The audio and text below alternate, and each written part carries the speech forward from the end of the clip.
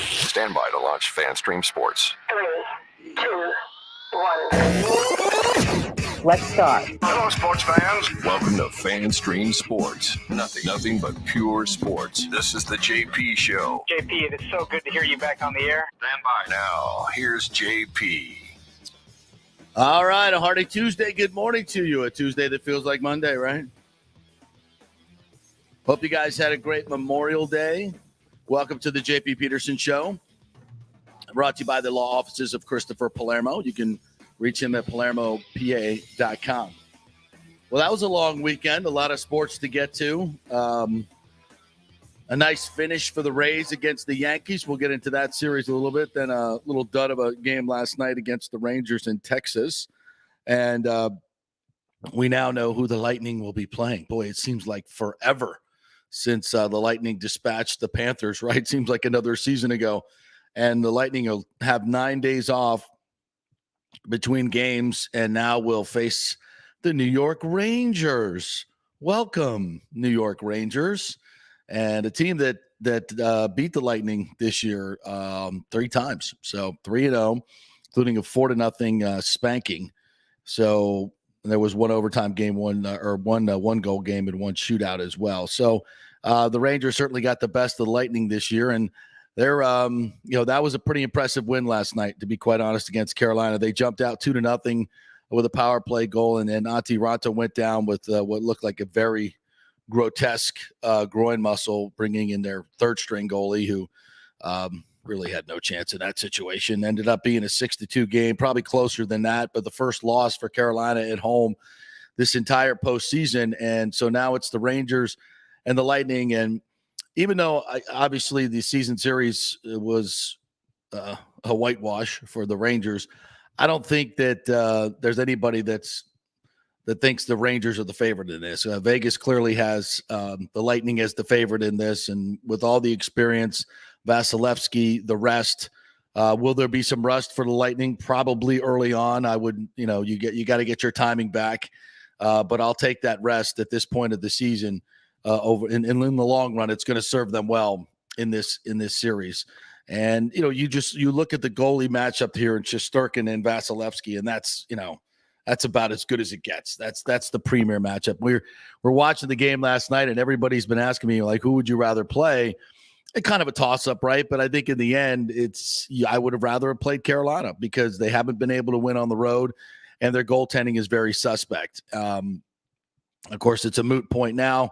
You got to play the Rangers. The Lightning will start up there 8 o'clock on Wednesday and Friday, and then the first game will be back here on Sunday at 3 o'clock, another afternoon tilt, which the Lightning played pretty well the last time out against the Panthers. So, when you just look at this series, when you look at the 5-on-5 play, and look, the Rangers are a very good hockey team. They won a lot of games this year, but they just don't have.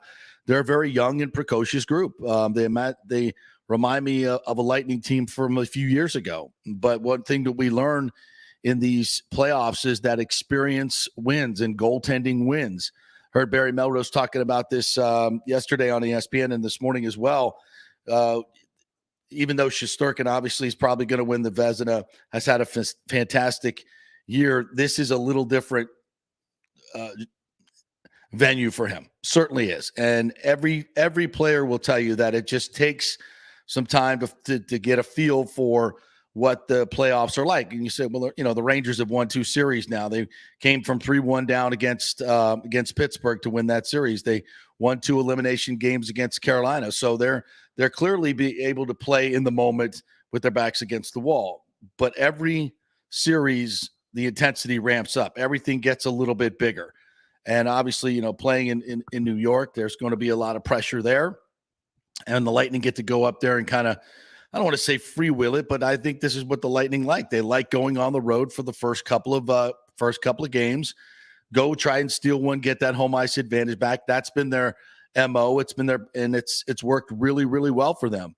You can't take 9 days off at this part of the season and not have maybe a little bit of rust for timing and what have you. But that the Lightning were a little beat up after that Panther series. A lot of guys with aches and pains and injuries that were playing through it, and everybody does. But to get those 9 days off is going to, I think, come back to really, really help them, not only in this series, but hopefully in the next series as well. Not counting the Rangers out by any imagination. I mean, they are a very, very good hockey team. But again, this Lightning team is, as Barry Melrose says, is grizzled and ready, and they know what it takes to win. And we've seen so far in these playoffs.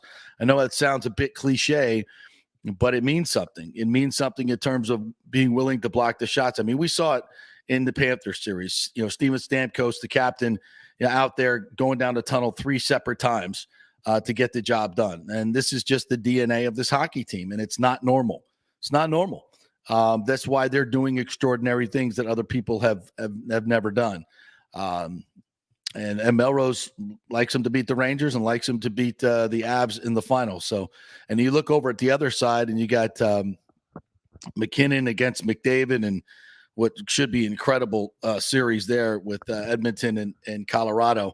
You got a Final Four that just looks spectacular. So, very much looking forward to these conference finals on both sides. I've been watching a lot of hockey lately, and it's just these playoffs have just been absolutely magical, and cannot wait for this one to start. Brian Bradley's going to join us at 11 o'clock. We'll jump into this a little bit more, look at some of the matchups with Panarin and Kucherov and all the studs that are going to be playing. Adam Fox for the Rangers, one of the best in the business. There's a lot of talent over there, no question about it, but there's a lot of talent on the Lightning as well, and it is well pedigreed. So Brian Bradley will join us at 11 o'clock, and we'll chat some more about this matchup. TJ Reeves going to join us at 11:15. The Bucks have another OTA today. Little off the field news this weekend is practice squad wide receiver Travis Johnson got a DUI on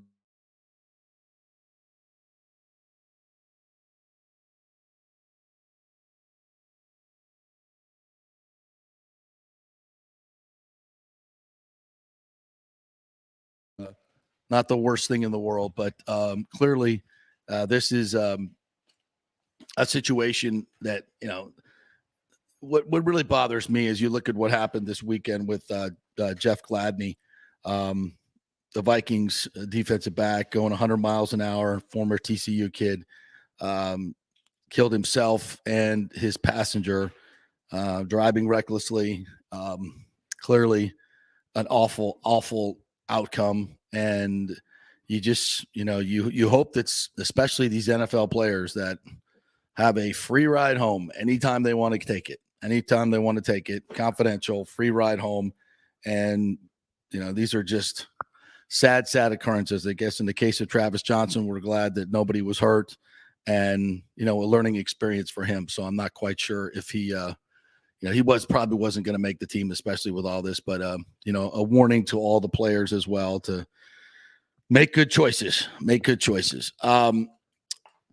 Also wanted to talk a little bit about the Rays in this first segment, and they got kind of clipped last night by the Rangers. And if you haven't seen the play by Eli White to take away a home run from G-Man Choi last night, that's about as good a play as I think I've ever seen. And this, comes from somebody who's been covering Kevin Kiermaier for a decade. That's as good an elevation. If you haven't seen this catch, folks, you just pull it up on Twitter. I think I might have retweeted it as well. G-Man Choi hits one 406 feet in the first inning for a offensively challenged team. And I tell you what, you really want to get those runs on the board. And that kid just goes up over a freaking 6-foot fence, almost his full body over it almost, and brings it back. It says he has a 40-inch vertical leap. I don't think anybody's going to argue with him on that, but that was a spectacular play, and it was kind of all downhill from there. And once again, the defense for this Rays team is very uncharacteristic. Mejia with a couple of wild pitches yesterday, another bad throw, just some shoddy defense. Rosarena had a couple balls go over his head as well.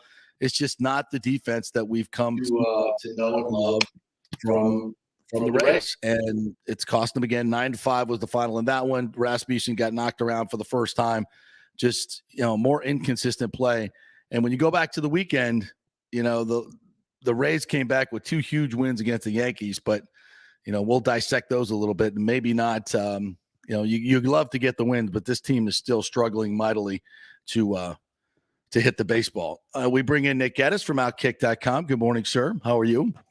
I'm doing good after a kind of a long weekend, I guess you'd call it. Yes, very which long. was much needed. I don't know about you, needed. but outside of Saturday where I was working, I stayed off Twitter all weekend, which was much needed. How about I that? don't feel like I missed anything. No. So there is life out there. There is life out there. A little less garbage in the head. Yeah, a little bit. Just hanging out. I did too. I felt kind of disconnected but I needed it. Yeah. Needed to get away from there's just so much rancor on Twitter. It's sometimes it's hard to stay away from the garbage, to be quite honest with you. But I will say this though, in terms of social media, I don't know how you felt about this, but it seemed to me there was a lot of posts yesterday, more than I remember, about Memorial Day and the sacrifice. A lot of people going to national cemeteries. I saw a lot of videos at national cemeteries, a lot of tributes to our soldiers, fallen, and those who still serve, even from Gabe Kapler. So I don't know if your social media reflected that as well, but that was it was great to see. It was really, really good to see. It seemed like people this day, I even put a little patriotic stuff on today myself, to really, to drive that point home as well. All these freedoms that we are, sometimes it looks like we're giving up frivolously or for whatever reasons. And I posted this. I said, you go back to look at the sacrifice over the generations that so many Americans have made for our freedoms. And at times it feels like we just piss them away. We just piss them away for what we think is security, what we think is, quote, safety, or to quote, be safe. And it's times like this that we need to understand what people sacrificed, why they sacrificed it, and why maybe we need to fight a little bit harder for our freedoms than maybe we are right now. I thought that was a very, very good message yesterday, and I saw it across social media everywhere, and it was very, very heartening to see. But I don't know if yours reflected that as well, but mine certainly did, and I liked it. It was good stuff. Yeah, I did notice that, but yeah, good weekend of spending time with a lot of friends and family, which was much needed. Get out there, have fun, folks. The weather's still nice, and of course, we still had lots of sports going on this weekend. Trying to catch up when I can. Did you? So you didn't make it out to the Trop either? I did not. No. A little busy. Full houses. Full houses. I think at least on sold out Saturday and Sunday. Yeah. Yes. Yeah. And I think between Saturday and Sunday, the home faithful saw about 4 hits, I think, from the Rays, even though they came back to win both of those games on Saturday and Sunday. And you tip your cap, absolutely got the job done. Some good bullpen work. The offense on this team is still very, very questionable. And what they win Sunday with 2 hits? 2 hits, yeah. Taylor Walls and a home run, and G-Man with a home run, and that was about it. Yeah, but you can't argue with wins. You can't argue with wins. You go in a game or a series like that against the Yankees, and you need to kind of even it out there, because the first 2 games I thought were horrendous for that team. Not horrendous. Good. They were not in it against Cortez. They weren't in it against Taillon. And then you have to face Garrett Cole and Luis Severino, who I know had their number for most of those games. They got the wins. You get the wins. Yeah. Just get the wins. Yeah. 2 huge wins. 2 huge wins. Last night, a little bit of a step back, and Wander Franco left the game early. I don't know if you saw that. Yeah. I don't know how much, and he had a good day yesterday, 3 for 4 with two ribbies, but I don't know how much longer you can keep putting him out there if we're going to have an injury scare every game, because it feels like that right now. I feel like he needs to just just put him on the eye, just some rest. Yeah, it's very odd that the Rays, of all organizations, especially with young players, they've been so cautious with their players. And in this case, they're not. And I don't know why that is. I mean, I never thought we'd be sitting there saying, man, we got to put this guy on the IL. I mean, he's got to get some rest. But, we're not there. We don't know the exact situation. He said it was kind of a tug, not a, didn't feel anything pop last night, but definitely wanted to, to shut it down. He was going to go for another extra base hit. Probably would have had it, but just shut it down. And we talked about this last week. It was Franco himself that said, it's playing on the turf at Tropicana Field that really, really bothers him. And they just finish up a a longer homestand. Well, I wouldn't say long, a week-long homestand. And, once again, the problem rears its head in Texas.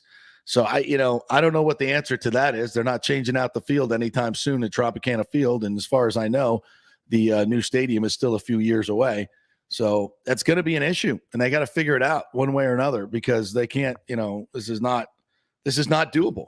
And I really don't know what the answer is. So, he's one of the most tightly packed and wound athletes. And dude he's a thoroughbred. He's an absolute thoroughbred. And I don't know if that makes him more prone to injuries in this particular space and on this turf. Obviously there are players like Kevin Kiermaier who don't have issues with it and have played on it for a long, long time, or don't have huge issues with it. He's still out there playing. So every player's different, obviously, and this is going to be an issue for the Rays. So I don't know. Maybe they don't feel like just the extended rest is going to do it. I don't know. We're not as close to the situation. I just know what I read and know what I see. So not a great situation for the Rays right now. Not a great situation. And in last night too, Rasmussen, I kind of felt like that was coming for him. I don't know. I feel like his last couple starts, he remember last time we played his interview and he kind of said he let his focus get away. Right. And it felt like he was kind of barreling towards having one of these really off starts. And he certainly had it last night. He did not have his good stuff, and Texas was teeing off on him. Yeah. We'll hear from Drew here in a second, and Kevin Cash as well. In fact, we'll take our first break. We'll come back on the other side, and we'll get you some of that sound from the game yesterday. It's the Rays. I imagine the Lightning will have a media event today, so we'll hear from them at some point today as they get set to take on the Rangers. They've got the SEC meetings as well. We're going to talk about that and more. Stay with us.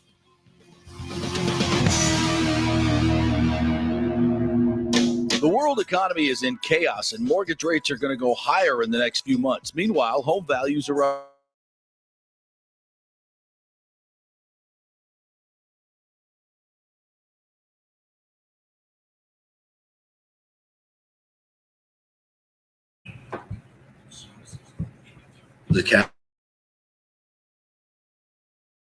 Lender fees like the big boys do.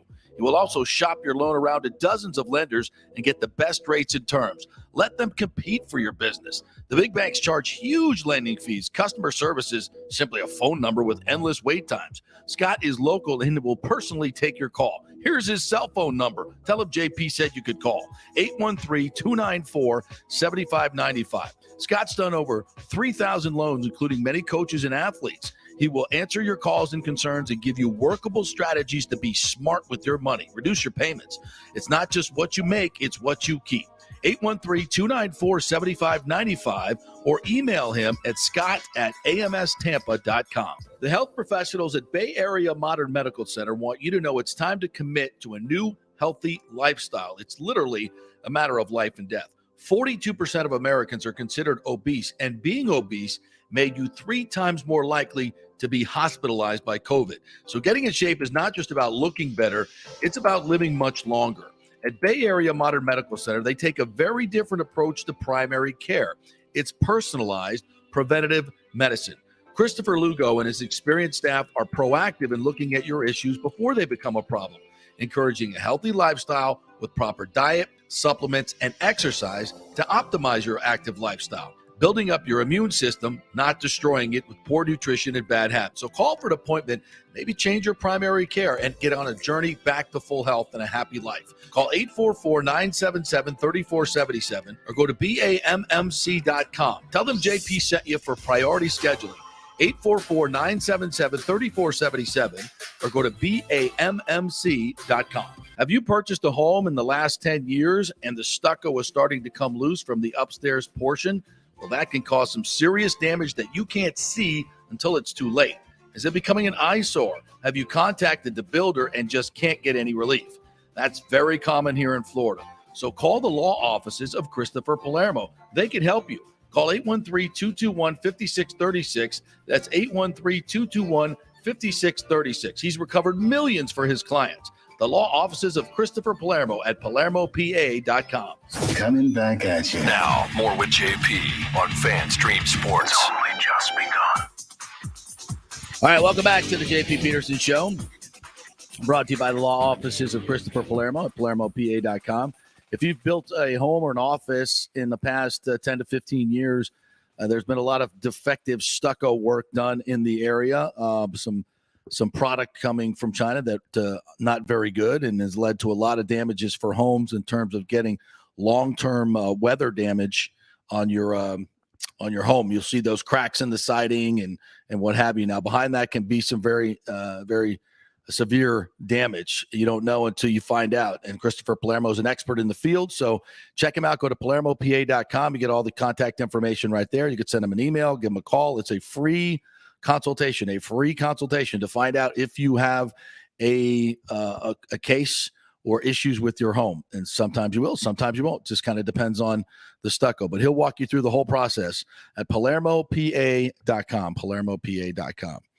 All right, as we mentioned, the Lightning will open up on Wednesday night against the Rangers, Wednesday, Friday in New York. I was actually thinking about maybe taking in a game at MSG this period, this series, which would be fun. I've not gone to a game at MSG, one of the obviously legendary venues in the sports, many sports. So might head on up to New York, and I'm sure the tickets won't be very expensive at all. I'm positive there'll be more for the ones here. Pretty positive on You that. think they'll be more expensive here than in New York? I No do. way. I think so. Yeah. No way. Lightning have to have some of the most. It's not a criticism by any means. They have to have some of the most expensive tickets, I think. I don't know how. They're certainly not more expensive than the Rangers, MSG. We should find that out, though, for sure. No. Yeah, I mean, Lightning fans have stepped up big time. They have no doubt about it. Continue to sell out these games at humongous prices. It ain't cheap. I just realized, too. Remember how we keep saying the Rays and Lightning have been in sync? Yeah. And now we're going to play the Rangers at the same time? Yeah. Just separate cities? And we were just playing the Yankees. You mean like the Rangers? Yeah. Yeah, remember we were doing that for a little bit. We played the Marlins while we were finishing off the Panthers. Then we were playing the Yankees as we were thinking we were going to play the Rangers. Now we're playing the Rangers, and then the Rays are actually playing the Rangers in a different sport. Very true. We're Very just true. in sync right now. Yeah. And of course, New York and Tampa Bay. It is kind of cool that we have such good history with these towns like Boston. And it's kind of weird because they're not southeastern towns. No. We don't, it's not Atlanta, it's not Jacksonville, Orlando, or any of these other places. It's like our rivalries are with Boston, New York, Philadelphia, which is kind of cool, actually. That's kind of cool.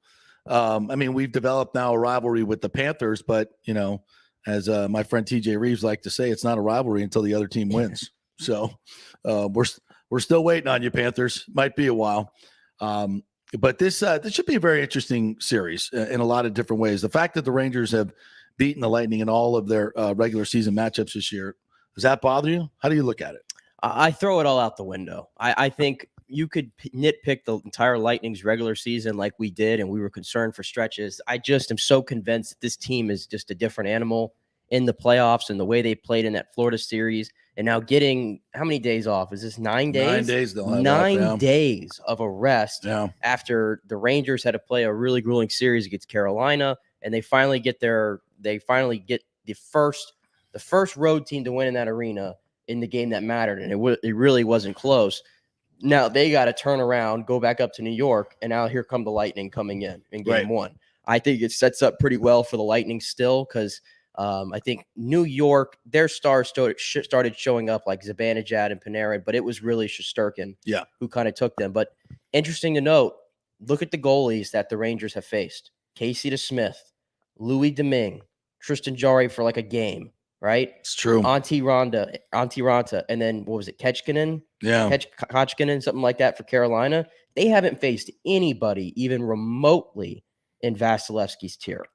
And I think that's Not a big key. close. I think they're gonna see a shock. I was going to say with the Lightning's defensive prowess, but Carolina's pretty good at locking people down too. But their goaltending has been, with Anderson out, they just not up to snuff. So yeah, it's a good point. They have not faced anything like Vasilevsky. I mean, obviously they've seen him before, but and this is a younger Rangers group. I heard Gerard Gallant talking about it, and he said he's kind of like seems like a very hands-off coach, or maybe that's just the way he likes to portray it in the media. He's just like, yeah, go in there, talk for about 30 seconds before the game. I don't say much. Then they just go out and they play hard. They do what it takes to win. So I don't know if that's more just for the press and the media, but it's an interesting group. It doesn't seem like it's their time right now. It feels like they're ahead of schedule. Yeah. Like they're one year away, maybe a piece or two away from really being a Stanley Cup contender. They got here based on Igor Shesterkin being the best goalie in the NHL during the regular season. Next to Vasilevsky, he's probably been the second best goalie in these playoffs, right?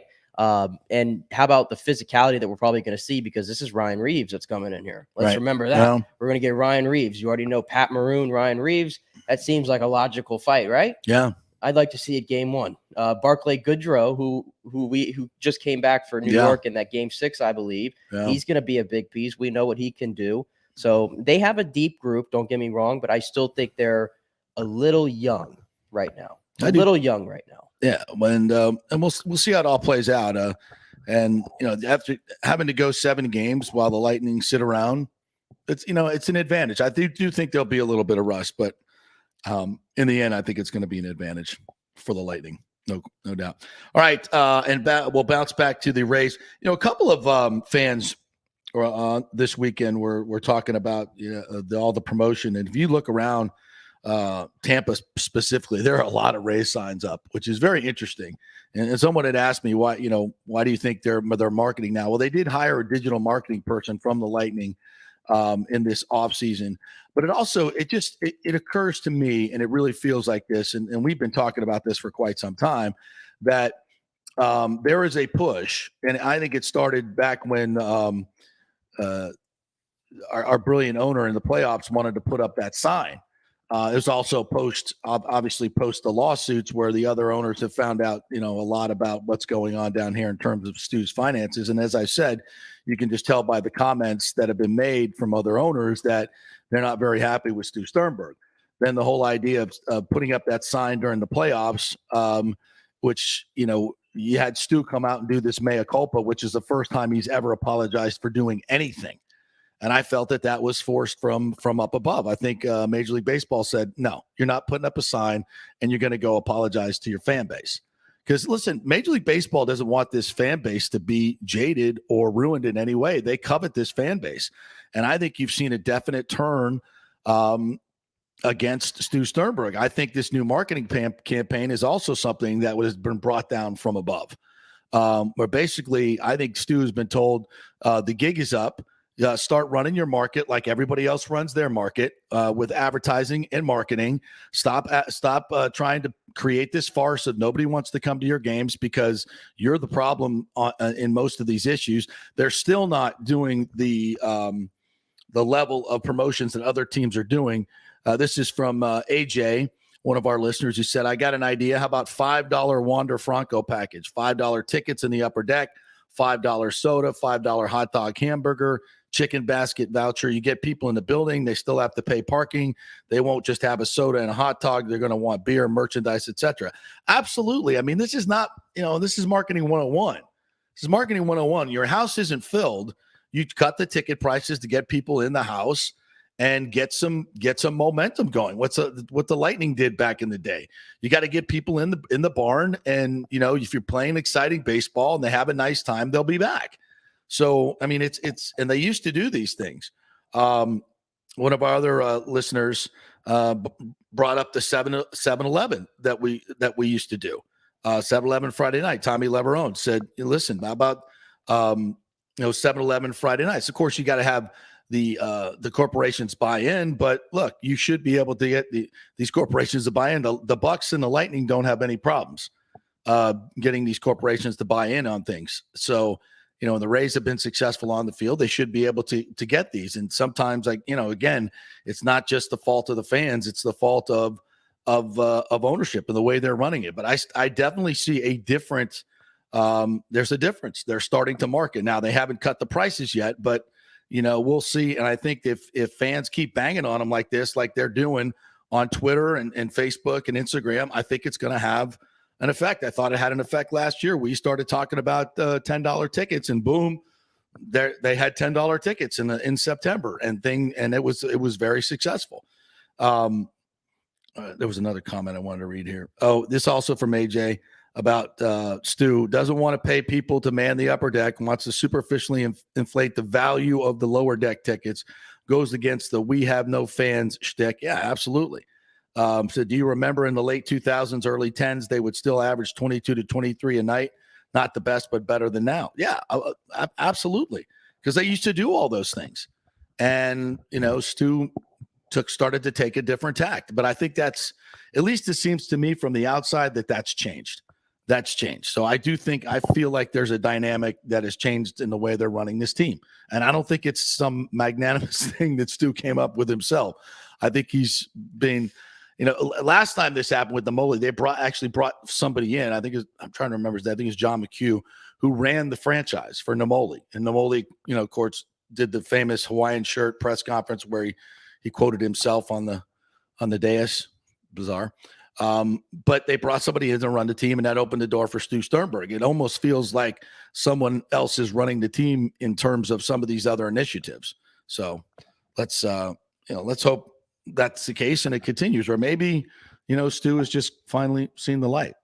Yeah, I got a text from a listener. I got a text from a listener too here who said that he was down in Ybor this weekend and he saw a Raybor sign, I believe, and he said he hadn't seen one of those in about 3-4 years since that whole plan was adopted. Yeah, so something to keep an eye on, I guess. Those signs are out there. Yeah, and to reiterate, there's been conversations back and forth with the folks in Tampa. The Rays are working very hard on trying to figure out what the roof solution is going to be, and they're working with their designers to figure it out, and that's going to give you the final finance number. And once they get the final finance number, Hillsborough County is in good position. They've got a lot of different things set up. The city, Mayor Castor is working with them, and they'll find a way to get to the halfway point.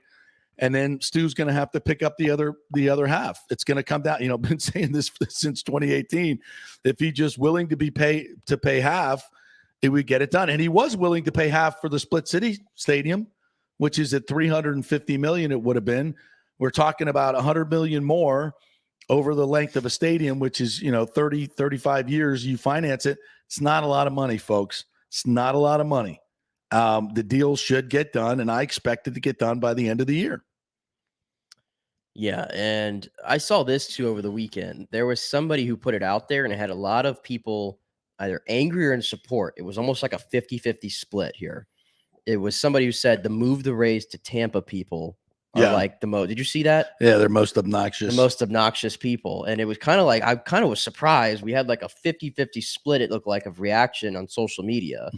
And I don't know, a lot of people seem kind of, I don't know if they're getting numb to it at this point and they just don't want to talk about it anymore, or obnoxious, like how they put signs up. I mean, I don't know, because of the way I guess they operate their social media. And you never got anything done by being quiet. No, you never did. No. But I thought that was interesting. So like the message to some people is getting quote unquote obnoxious, apparently. No, and I wouldn't worry about that. If you're a Rays fan, have your voice heard. I mean, all the numbers that we've seen in terms of surveys is 70 up to 80% of people want the stadium in downtown Tampa. Yeah, and that's what like a lot of people were asking. Like, you said, move the Rays to Tampa. Like, are you like against that or something? Yeah, because like I think that should be pretty unanimous at this point, right? Yeah.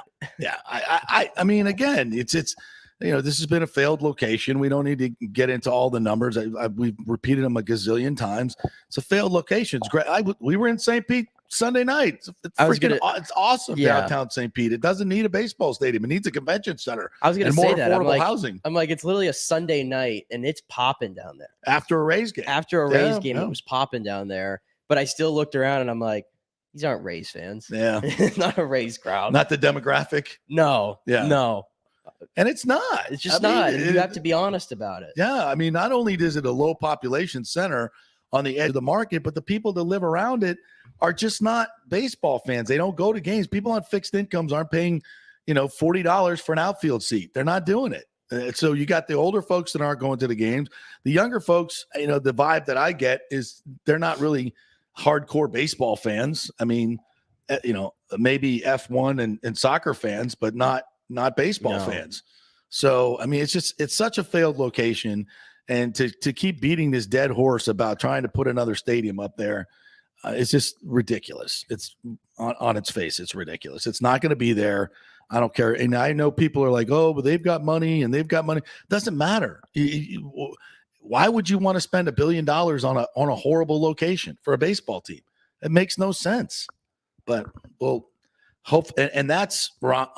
I hope that's not what's holding things up, even though Stu has said publicly that he's still talking to St. Pete and considering St. Pete, but he hasn't said much else. There hasn't been a whole lot of dialogue. The damn commissioner came in and left, and no talk about the stadium whatsoever. Doesn't anybody find that a little bizarre besides me? Commissioner's here meeting with the players. Did the players not mention, hey, commish, where are we on the stadium issue? And nothing. It makes you wonder, like, where's our where are we at in the priority list? If there was a list that Rob Manfred had of things that we need to do, where are we sitting at? And again, the people in Tampa, the city officials are like, what the hell? You come to town, you don't even talk to us? We got this big deal on the table. Maybe we should talk. And I feel like I hear much more about what's going on with Oakland situation, just in general from media. Yeah. It's almost as if like they're the only team that's looking for a stadium. I don't know if it's because it's the glitz and glamour. They're trying to go to Las Vegas and maybe that gets more pub. I don't know.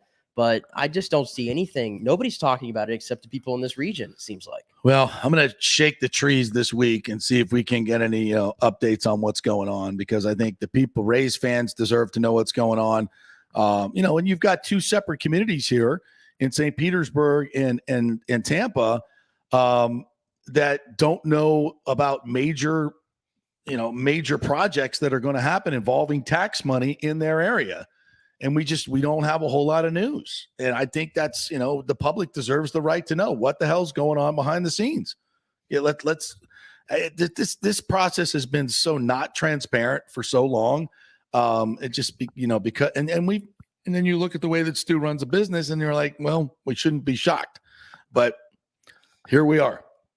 So hopefully, we'll get some news on this coming up soon, because again, time's running out.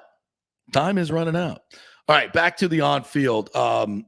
We mentioned last night Drew Rasmussen probably had perhaps his worst outing. I just love this cat's attitude, by the way, as we keep up the Rasmussen. He acts like he expects to go out there and dominate every single game. And I love that about him, even as young as he is. And when he doesn't, I think he's genuinely surprised. He's genuinely surprised. So let's cue up Uncle Drew from last night's outing against the Rangers. The word Cash used to describe it was a little bit uncharacteristic from you today. Anything particular feel off, or how'd you feel? No, I thought they took good pitches with 2 strikes and fouled off good pitches with 2 strikes, hit every mistake I made and made more than normal today. They did damage when just like I said, on every mistake. And so, it's frustrating. Really, these days kind of suck. I don't think I've ever been scrambled around a yard like that before. So I guess it's a part of it. But, like I said, it sucks. You always talk about how you hate walking guys. With those walks, they're probably one of the most frustrating parts for you. I mean, like I said, walks, and then just, I hope, like Cashy said, uncharacteristic. It sucks.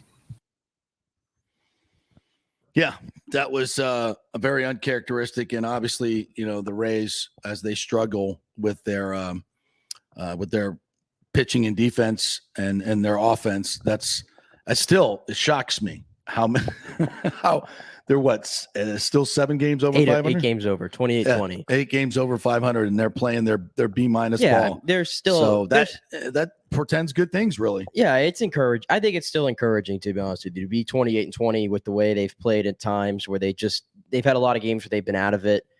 Games they win where you're like the 2 Yankee games where you're like, what did they get? 3 hits? I think we said 4 hits maybe combined in those wins. But yeah, they have stinkers like this though, and a guy that I think we've talked about, the Rays bullpen that's been great. I'm starting to put Ryan Thompson in the Chris Mazza section of I don't need to see you anymore. Yeah. He's done a lot of great things for the Rays the past few years, but the ERA now is almost a 7 for Ryan Thompson. And every time he's in there, he's been very, very nervy for me to watch. Yeah, he's not, you're starting to see a little bit of, I don't know if it's familiarity, teams getting more looks at these guys, or whether they're wearing down a little bit already. Don't know, but not as effective. Not sharp at all. Yeah. 4 more runs given up yesterday after last weekend's debacle in Baltimore, which was him. Something he's going to have to figure out. I don't think they'll do anything like send him down or anything. He'll probably have to work his issues out. But, yeah, it is what it is. The Rays, though, 28-20. I think you take that at this point in the season. Oh, no question. Especially, as we said, playing, defensively, they're playing, I would say, their D game. Yeah. Not even close to what it should be.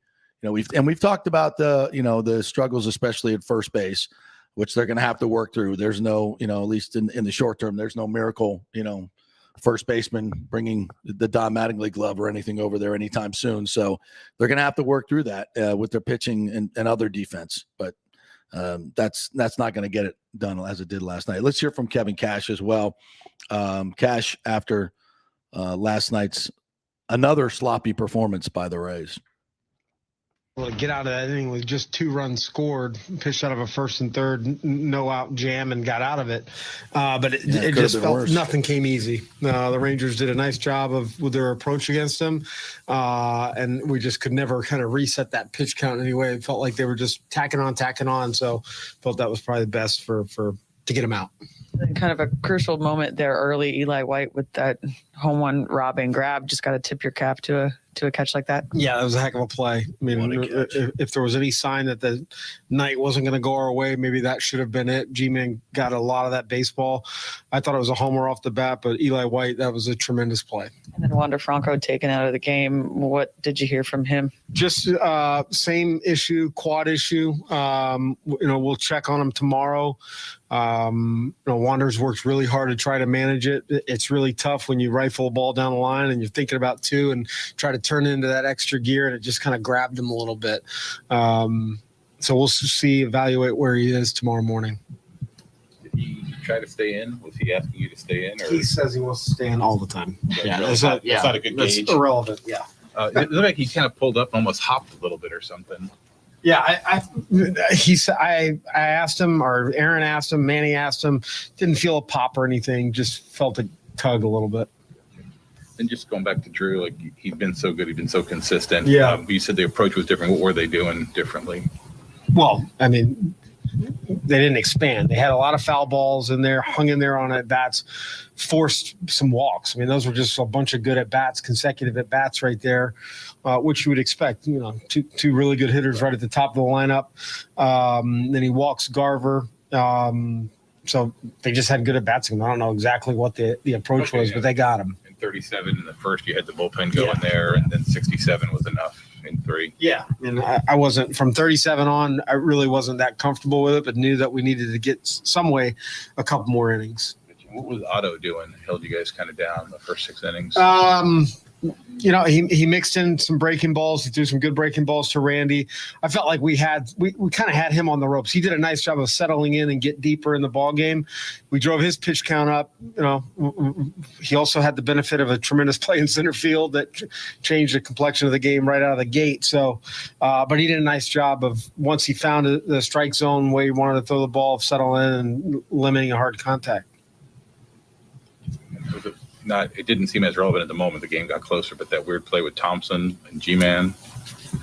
Yeah, I mean, that ball took off a little too high. Generally, if the pitcher can get it on the run and go over there, great. But that one hung up there a little longer. The only chance you have is if G-Man catches it and Thompson's able to flip to him. Still not sure if that would have worked if Simeon can move. Right.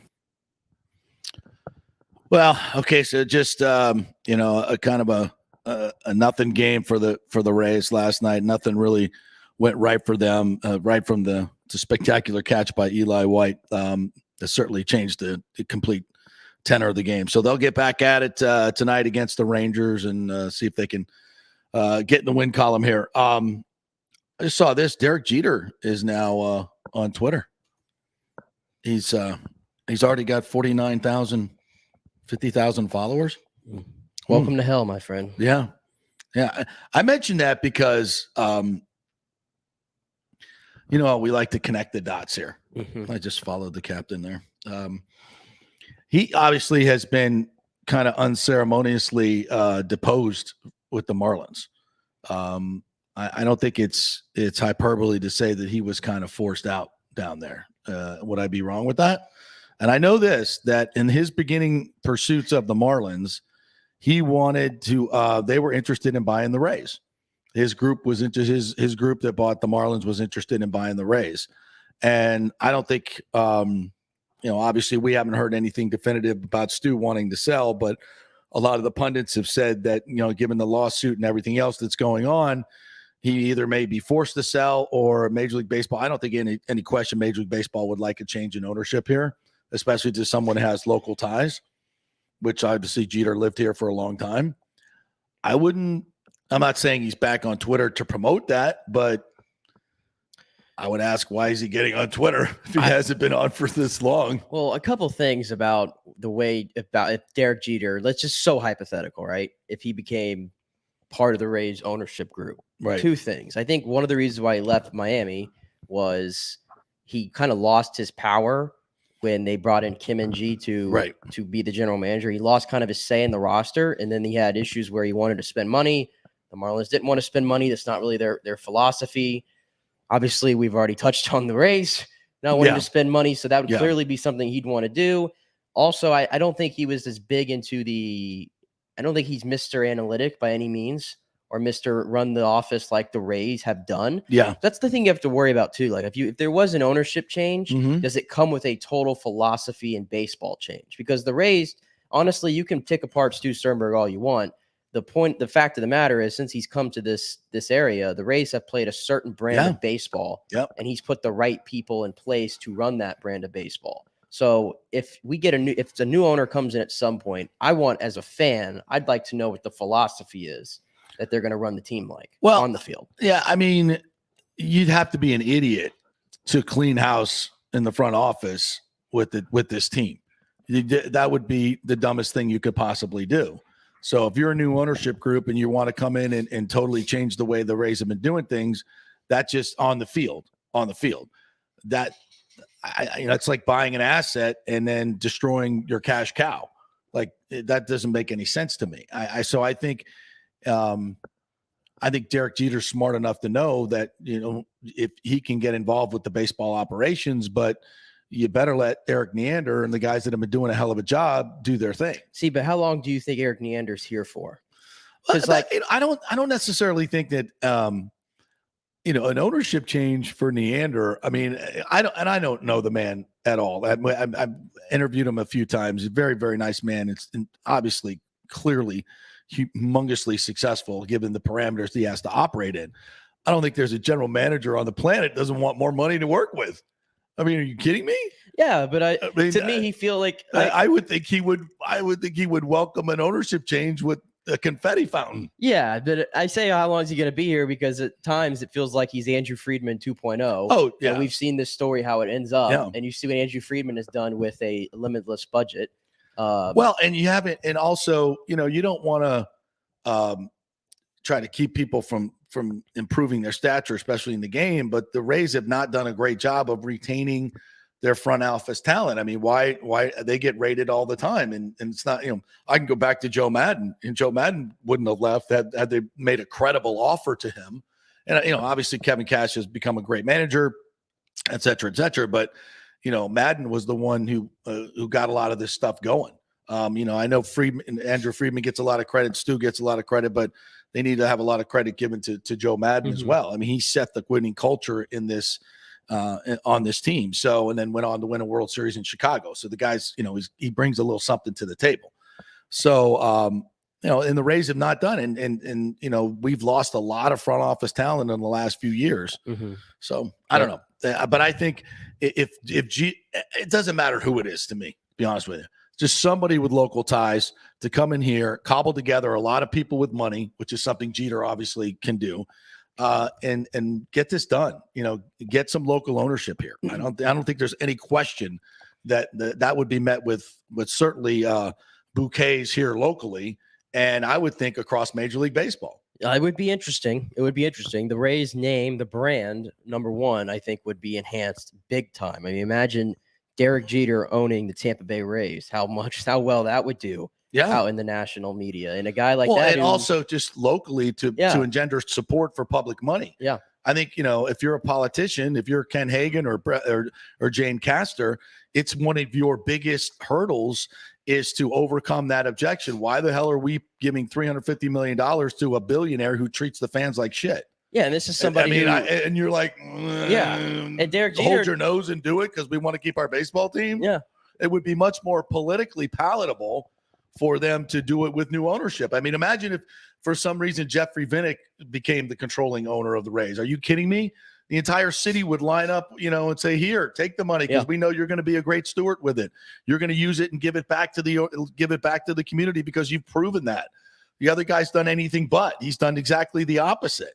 So, yeah, I mean, it would be much easier for the local politicians to get this deal done if Stu Sternberg were not involved. Absolutely. Yeah, and if it's a Derek Jeter, I mean, obviously he knows the area like the back of his hand, I'm assuming, living here and everything. Yes. So I think he loves the area still. And I don't think he's here in Tampa anymore. No. But I still think he loves the area. Would welcome a comeback. I would think.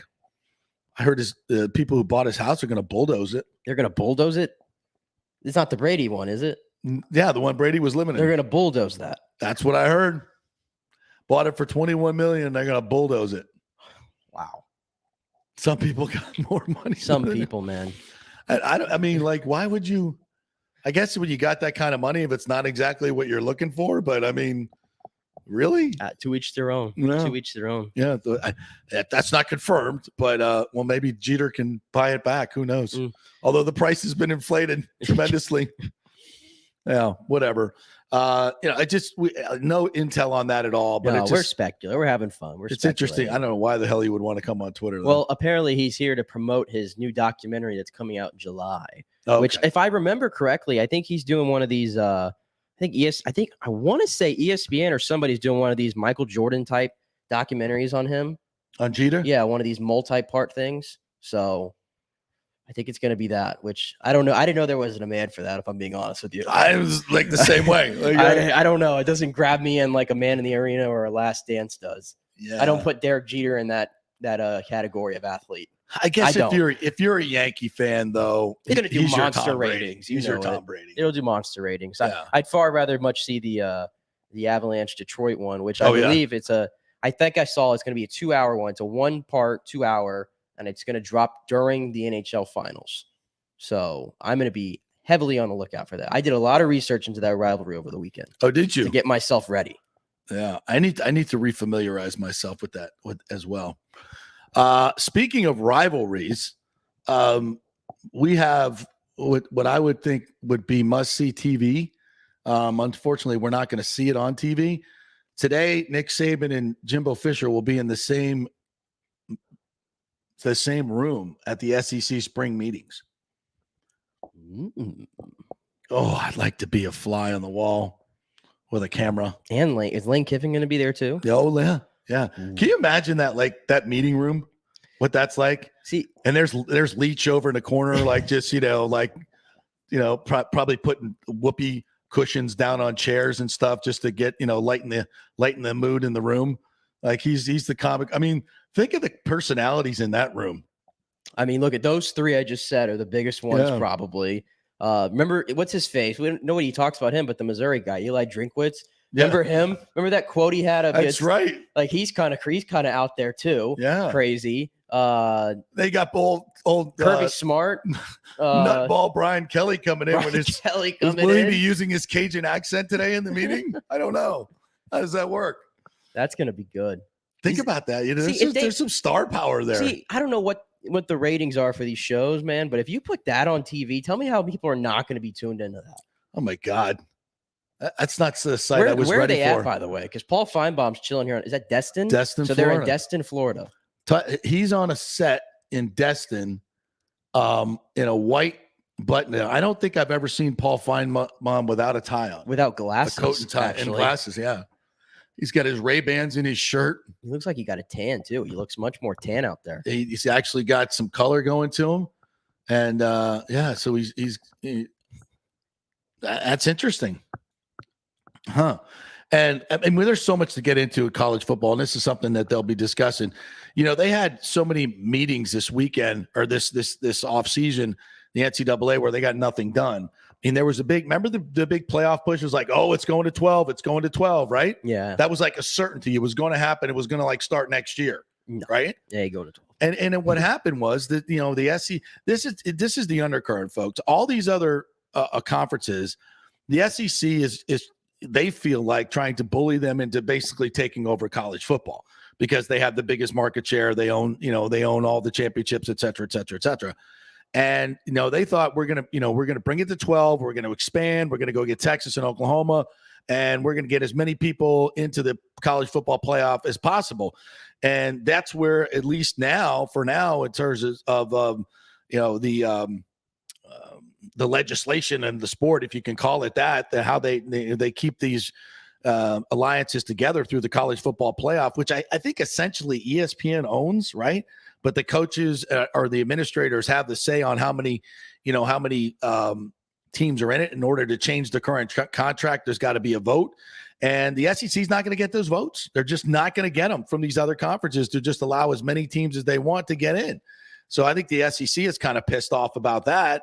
But they kind of, and this is what you get when you have no governing body in college football. And the SEC is going to try to get together this week and make some rules about NIL.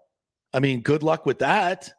I don't know how you're going to be able to do that. Because if they make some rules with NIL, what they're doing is opening the door for USC and Ohio State and these other out-of-conference teams to do whatever the hell they want. Yeah, it's going to be interesting how it goes. And I actually trying to relate it here to this state specifically. I watched a little bit of Billy Napier from, I think, Thursday or Friday. He spoke, just trying to get a gauge of it. And, of course, he was asked about all the NIL questions, right? Every coach is getting asked about it. And he said that he's not getting any bidding, and they all say it, but he said he's not getting in any bidding wars with Alabama or Georgia or any of these schools with NIL. He said that up front. I think that's all coach speak at this point. Yeah. But I'm just kind of like, but my point with Billy Napier, it's like we're talking about all these really big personality coaches in the SEC. And then when I listen to Billy Napier talk, and this is not a knock on him, I don't get that vibe from him at all. He's not in that class. He's yet. No, but he just to me seems like he's a football coach. Yeah. Right. And I'm wondering how that's going to play in the SEC in 2022, just being kind of a football coach and not this big, heavy personality, because I don't know if that's where the recruits, that's certainly where the money's going towards. I think that's something to keep an eye on. Well, I don't think there's any, there's no precedent. There's no history that we can point back to say, okay, this is how this is going to go. Mm-hmm. We've never had basically open free agency in college football, wild, wild west, where, boosters and anyone can basically pay these players for play. I mean, these coaches can sit back and say, we're not paying players and blah, blah, blah, blah, blah. That's simply just untrue. It's untrue. These are booster organizations that are running these collectives that are paying players. And that's the way it is right now, with basically no oversight whatsoever. And the players are kind of learning to take advantage of it by getting into the portal, like Amarius Mims did with Florida State, went and visited Florida State, and then Georgia, supposedly upped their offer to bring him back to play there. It's just, so now we're going to see this every offseason where guys go into the portal and go out to the highest bidder. They certainly have the right to do it now. So I don't know what the answers are. And I don't know if there's anybody that has, and to me, the only answer is a czar or some collective to get everybody together once again. And I see it in terms of the super conferences coming into play. But again, you're going to have some very big programs are going to have to give up a lot of their advantages to put this back on a level playing field. And does that sound like something Nick Saban or Jimbo Fisher or the SEC wants to do? No. So, yeah, I don't know where that goes. I wish I could tell you, folks, but I don't know where it goes, because it can't survive like this either. It just, the status quo is not working. That's not working either. All right, we'll take a quick break. When we come back, Brian Bradley's going to join us. We're going to talk some hockey with him. The matchup between the Lightning and the Rangers. Stay with us.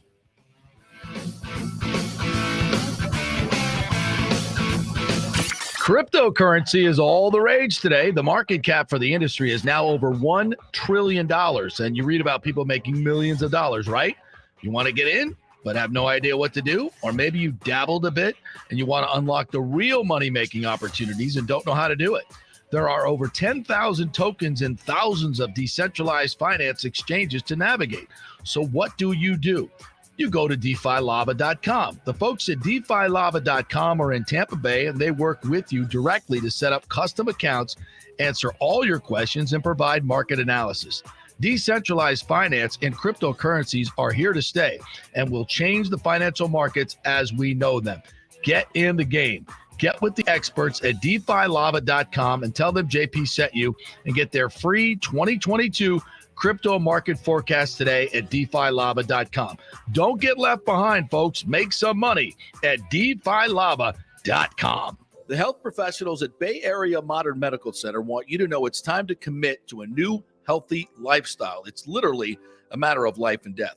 42% of Americans are considered obese, and being obese made you 3 times more likely to be hospitalized by COVID. So getting in shape is not just about looking better, it's about living much longer. At Bay Area Modern Medical Center, they take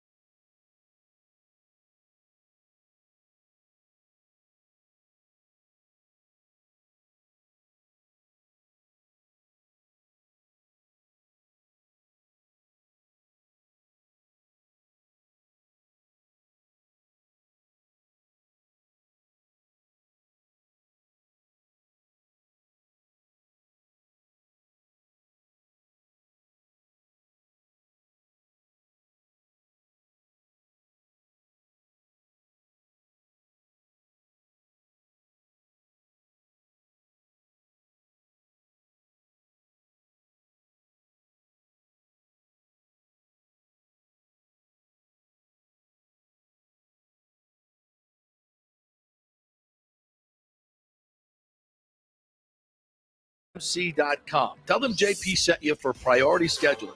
844-977-3477 or go to BAMMC.com. Ladies and gentlemen, let's rock. This is FanStream Sports with JP.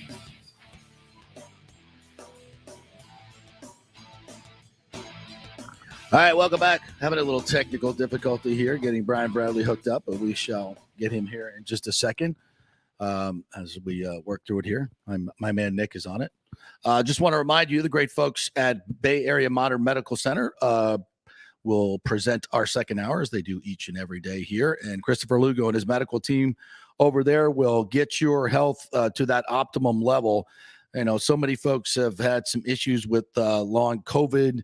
There's a lot of things going on in our medical arena right now that you need a doctor that is forward thinking, using new methods, and trying to get your health perfect in terms of the next pandemic that comes along or the next bug that comes along, and getting that immune system where it should be is a big part of that. That's what they do. Bay Area Modern Medical Center. Get your weight right.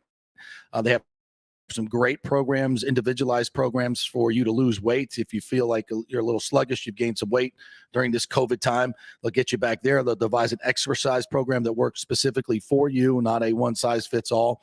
If you were on a lot of different meds, they're going to work with your nutrition to get you off of those meds and do it a more natural, homeopathic way. So many new things out there that are helping a lot of people. So if you're looking for a new primary care physician, Bay Area Modern Medical Center is the way to go. BAMMC.com. Go to their website. Tell them JP sent you. Where are we? Good? Down? Oh, still waiting. We're going to get Brian Bradley on here in just a little bit. As we wait for him, a couple other stories I wanted to get to today that you'll be hearing about. Evidently, Leah Thomas is back in the news. She did a sit-down interview, I think, with Outside the Lines. And this morning, there's some stories that have been posted. This one from ESPNW.com. And basically what she is saying is that she did not cross over to the women's sports, even though she was a male swimmer, to get any competitive advantage, which on its face is completely ridiculous. It's, when you look back at the times that she was putting up, I can't believe this, that now the article I was going to quote from has now disappeared as well. 2 months after becoming the first transgender athlete to win an NCAA Division I national championship, former UPenn swimmer Leah Thomas pushed back on some of the criticism she received on an exclusive interview with ABC News and ESPN. Thomas, who declined all interview requests during the NCAA women's swimming and diving championships in Atlanta, found herself at the center of the national debate. Quote, "The biggest misconception, I think, is the reason I transitioned. People will say, oh, she just transitioned so she would have an advantage so she could win. I transitioned to be happy, to be true to myself." And while I don't think anybody can really, you can't assign a reason why somebody did something like that. But I think to say that it wasn't part of the reason has to be a little bit disingenuous. Otherwise, why are you continue to compete in this way? Riley Gaines, who tied with Thomas for fifth place in the 200, said this: "What are we trying to protect here? If our priorities are fairness, which it should be in sports, why are we completely neglecting that for one person or a small group of people?" Thomas retorted, "Trans women competing in women's sports does not threaten women's sports as a whole. Trans women are a very small minority of all athletes. The NCAA rules regarding trans women competing in women's sports have been around for 10 plus years, and we haven't seen any massive wave of trans women dominating." Well, that's because you were the first to really do it. And will there be a wave after you? And what does the NCAA do to protect women's sports? Because clearly there's a humongous advantage. And I was talking to a D1 volleyball player yesterday, And all the women in D1 sports are absolutely livid at what the NCAA has allowed to happen here, because they know and they're scared that it could be coming to their sport as well. And I think when you talk to female athletes, especially away from the cameras, because nobody wants to be on the record because of the, obviously the trans community will light them up on social media. And so there's a chilling effect for people actually wanting to speak out. And I think what Riley Gaines has done in speaking out in this is very, very courageous, because I think she speaks for a vast majority of women athletes who really don't feel like they have a voice here, or would rather not, and they have been told, even by their school, University of Penn, told the players, do not talk about this in the press, the swimmers, which I think is completely unfair to the people that are on that team. Why should they not have a voice? So this will continue to go on, especially as Leah Thomas moves closer to the Olympic trials. And right now we still don't know what they're going to do. This is from the same article. In January, the NCAA announced a change in policy, saying it would rely on the policies of the national governing bodies for each sport to determine eligibility. USA Swimming announced an updated policy on February 1st, 2022, that required 36 months of testosterone suppression and evaluation of eligibility for transgender women by a 3-person panel. So that's what USA Swimming is going to do.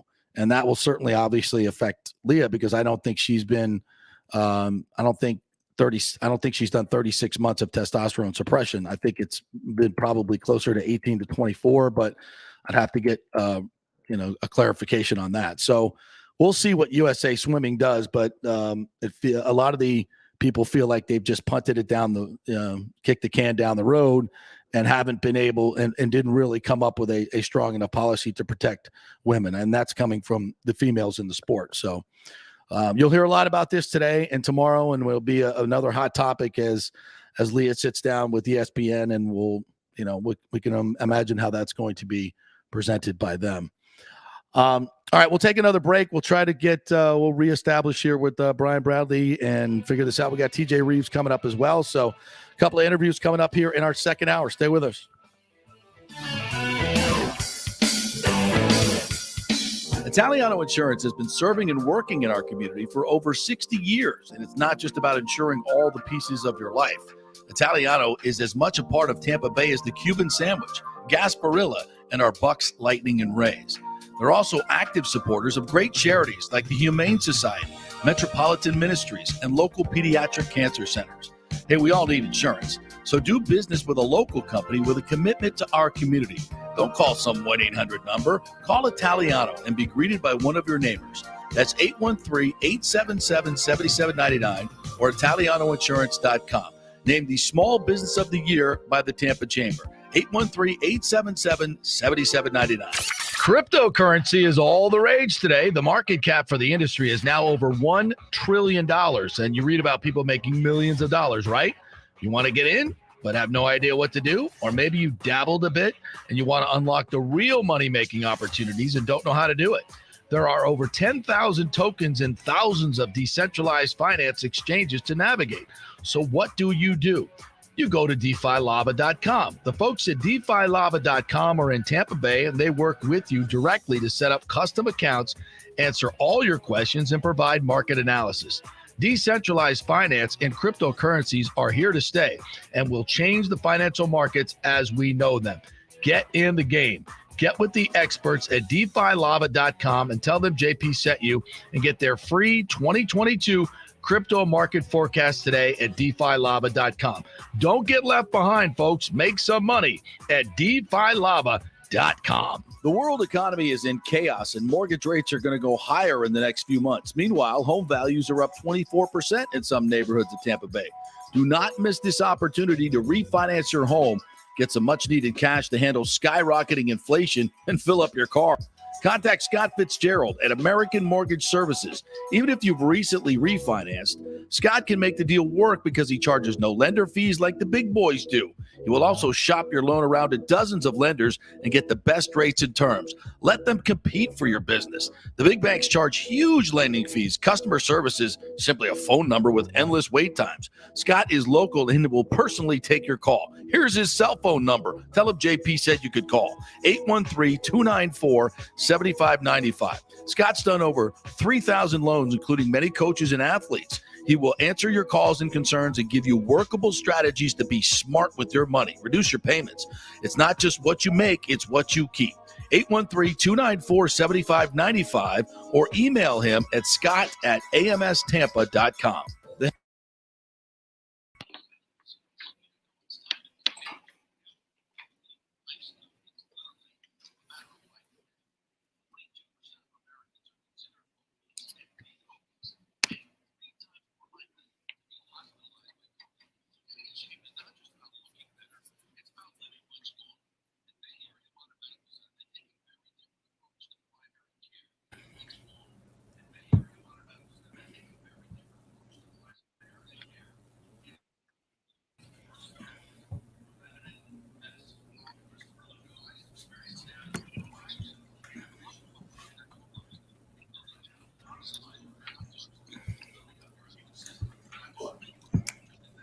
What?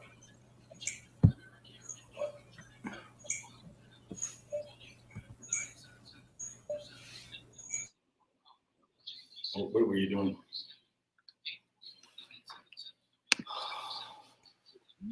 AMMC.com.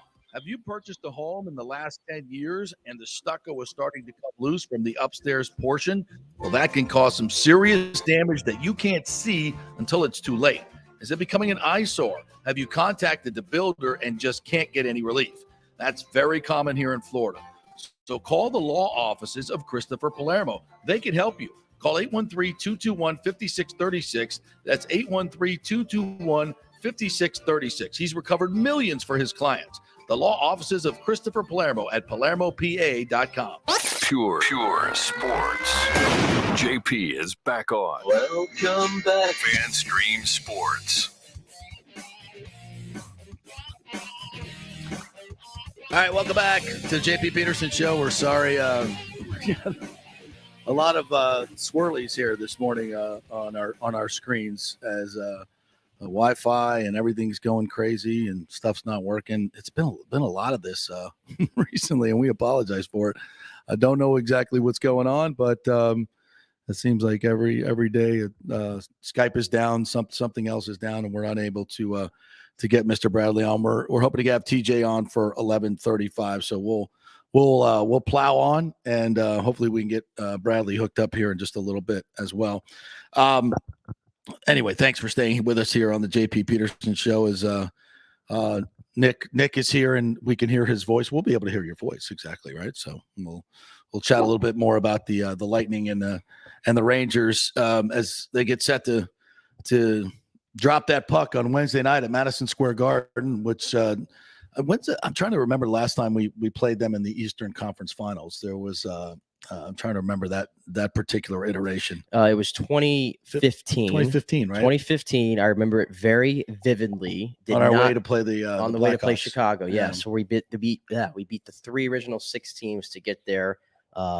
Personally, that's one of my greatest memories was that playoff run. I thought that was the team. In some respects, I always say I think that was the team that got away. Yeah, I really thought that team was going to win the Stanley Cup. That was Ben Bishop, right? That was Ben Ben Bishop. got hurt when he and Hedman collided. Yeah, and I think Vasti had to play a game or at least a few periods in that Stanley Cup. Yeah, he did. That was like a 20-year-old rookie. Yeah, and as I recall, he played pretty damn well. He played pretty well, and we knew, okay, well, that's the guy. Yeah, Ben's on borrowed time. Yeah, I remember that where they came out and they collided. It was just like, and that just bad luck. I mean, if Bishop stays healthy in that particular, Vasi played well. I don't know if the Lightning win that or not, but it's a pretty damn good team. And now you look at 8 years later, 8 seasons later, they've now gone to 6 Eastern Conference Finals in the last 8 seasons. That's just remarkable. That is just absolutely remarkable. And I guess you could say in some ways that, that first trip there to the Stanley Cup Finals really set this group up for sustained success. I mean, yes, they took a dip with Columbus, but they were still, that core was still there and building.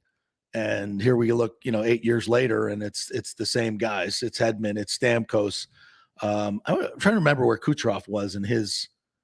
He was still there. That was the first year of the triplets: Johnson, Palat, and Kucherov. Yes, that's and right. at the time, the perception was that the best triplet was Tyler Johnson. Yeah, at the time, if you recall, right. I think he led the Lightning in scoring that year with like 73 points, if I'm not mistaken. We thought he was the guy. The next year, the year after that, was when Kuch really became one of the best players in hockey. Right. But it's crazy. You look at the two teams now, 7 years later, and it's a testament to Lightning. You mentioned it, how the core is still together. You probably have, maybe 8 to 10 guys who were on that team in 2015. And you look over to the Rangers, and I think there's only one guy on their team left from that team, and that was Chris Kreider. I think that's it. It kind of just shows you how hard it is to keep really good winning cores together.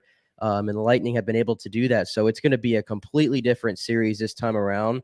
I think New York probably wants to play, that fast style of hockey. So I think the Lightning, like they did to Florida, they're going to have to try to shut that down. And based on what I said earlier, I think the Lightning are well equipped to do that. I really do. Yeah, I mean, obviously, if they can do it against the Panthers, they can do it against this New York Rangers team. Yeah. But I'd probably say again that the Rangers have better goaltending. So I think this is going to be I think it's going to be a low scoring series.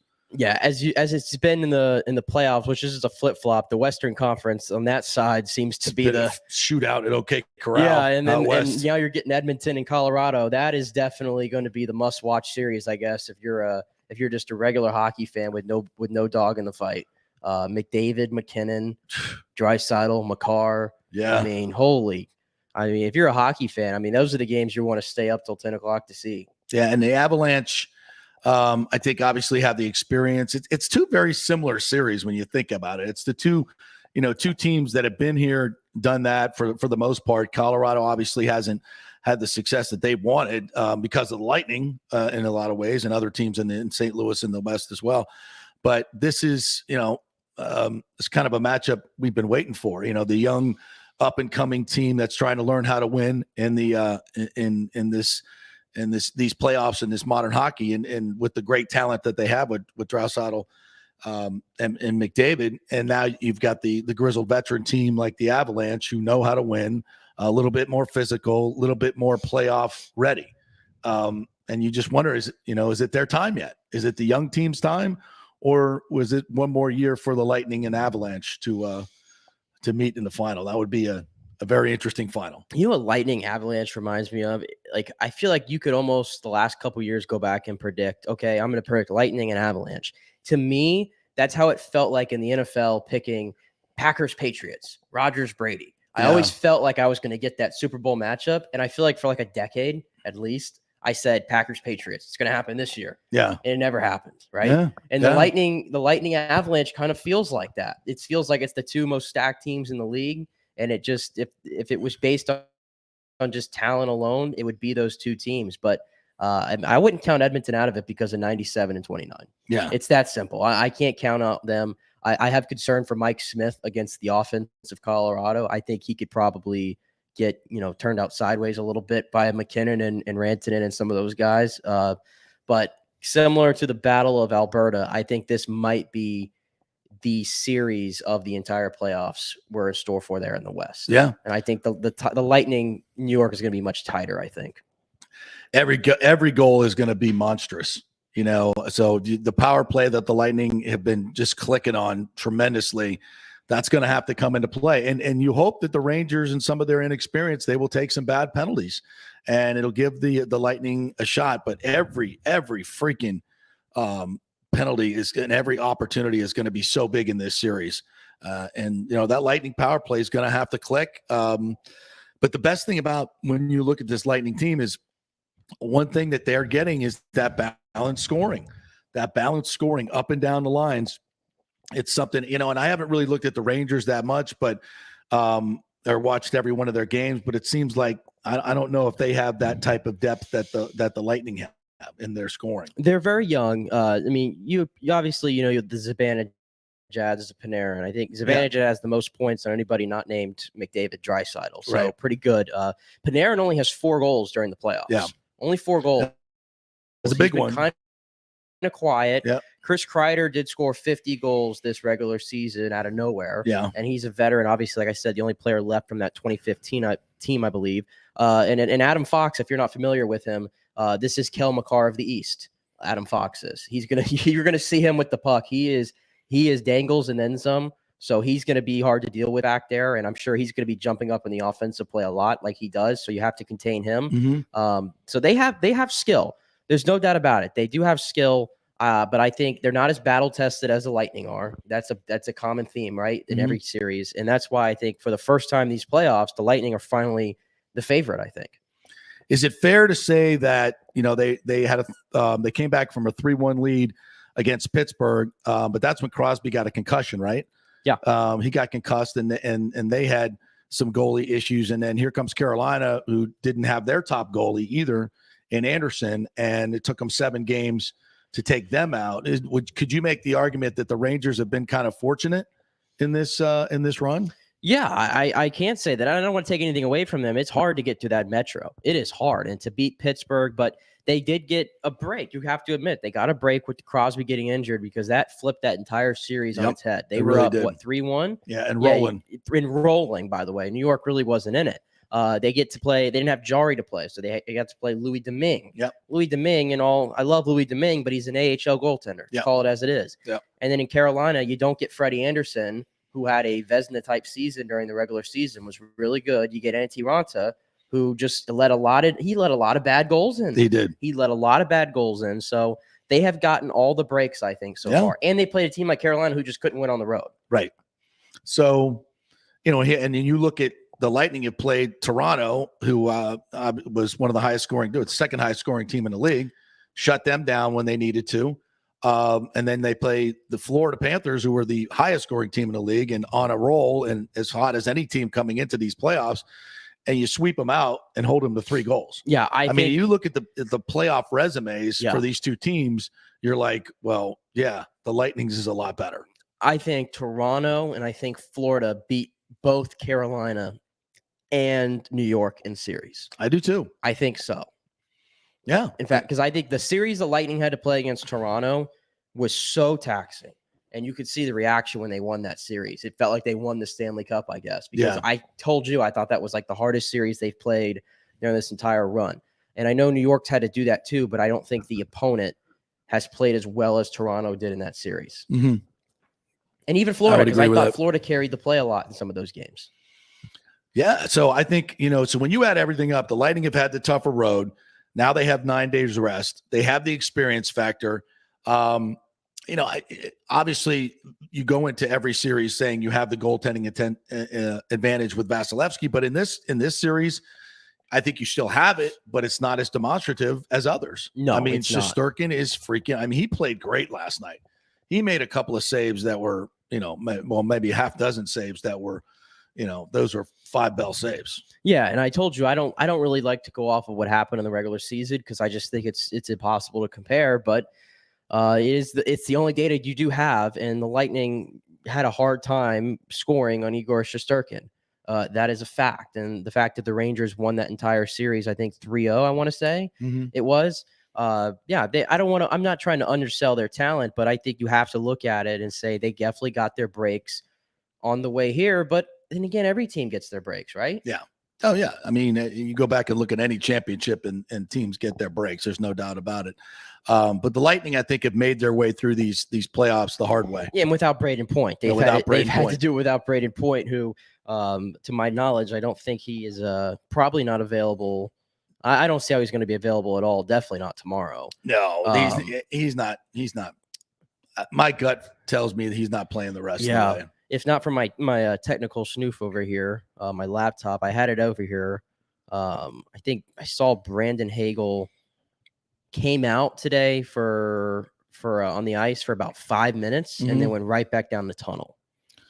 Well, that's not good. But then I think because I'm a little behind here. It looks like he actually did return to the ice. So doing some skating and stick work, not in line rushes. I get this one from one of our listeners, Jason. Well, big surprise. ESPN picking the Rangers in 7. Well, Melrose picked the Lightning. And he ESPN? He's the ESPN. The ESPN. Maybe they're and Vegas has the Lightning as a favorite, substantial favorite. I think they're.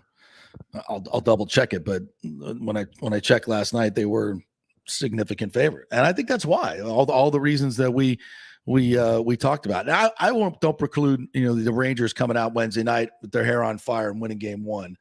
I do expect a little bit of rust from the Lightning. I mean, they've been off for 9 days. There's going to be a little bit, but they go to New York with the goal of getting 1, and that's what you got to do. And I think probably Friday's Game 2 is a better chance to do that, but you never know.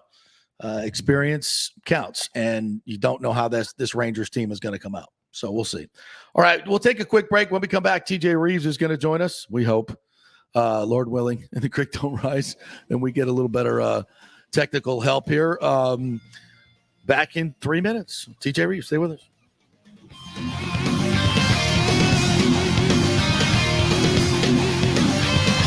The world economy is in chaos, and mortgage rates are going to go higher in the next few months. Meanwhile, home values are up 24% in some neighborhoods of Tampa Bay. Do not miss this opportunity to refinance your home. Get some much-needed cash to handle skyrocketing inflation and fill up your car. Contact Scott Fitzgerald at American Mortgage Services. Even if you've recently refinanced, Scott can make the deal work because he charges no lender fees like the big boys do. He will also shop your loan around to dozens of lenders and get the best rates and terms. Let them compete for your business. The big banks charge huge lending fees. Customer service is simply a phone number with endless wait times. Scott is local and will personally take your call. Here's his cell phone number. Tell him JP said you could call. 813-294-7595. Scott's done over 3,000 loans, including many coaches and athletes. He will answer your calls and concerns and give you workable strategies to be smart with your money. Reduce your payments. It's not just what you make, it's what you keep. 813-294-7595 or email him at scott@amstampa.com. The health professionals at Bay Area Modern Medical Center want you to know it's time to commit to a new healthy lifestyle. It's literally a matter of life and death. 42% of Americans are considered obese, and being obese made you 3 times more likely to be hospitalized by COVID. So getting in shape is not just about looking better, it's about living much longer. At Bay Area Modern Medical Center, they take a very different approach to primary care. It's personalized, preventative medicine. Christopher Lugo and his experienced staff are proactive in looking at your issues before they become a problem, encouraging a healthy lifestyle with proper diet, supplements, and exercise to optimize your active lifestyle. Building up your immune system, not destroying it with poor nutrition and bad habits. So call for an appointment, maybe change your primary care, and get on a journey back to full health and a happy life. Call 844-977-3477 or go to BAMMC.com. Tell them JP sent you for priority scheduling. 844-977-3477 or go to BAMMC.com.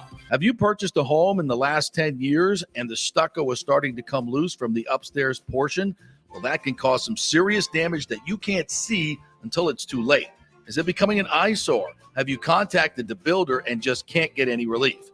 That's very common here in Florida. So call the law offices of Christopher Palermo. They can help you. Call 813-221-5636. That's 813-221-5636. He's recovered millions for his clients. The law offices of Christopher Palermo at PalermoPA.com. Italiano Insurance has been serving and working in our community for over 60 years, and it's not just about insuring all the pieces of your life.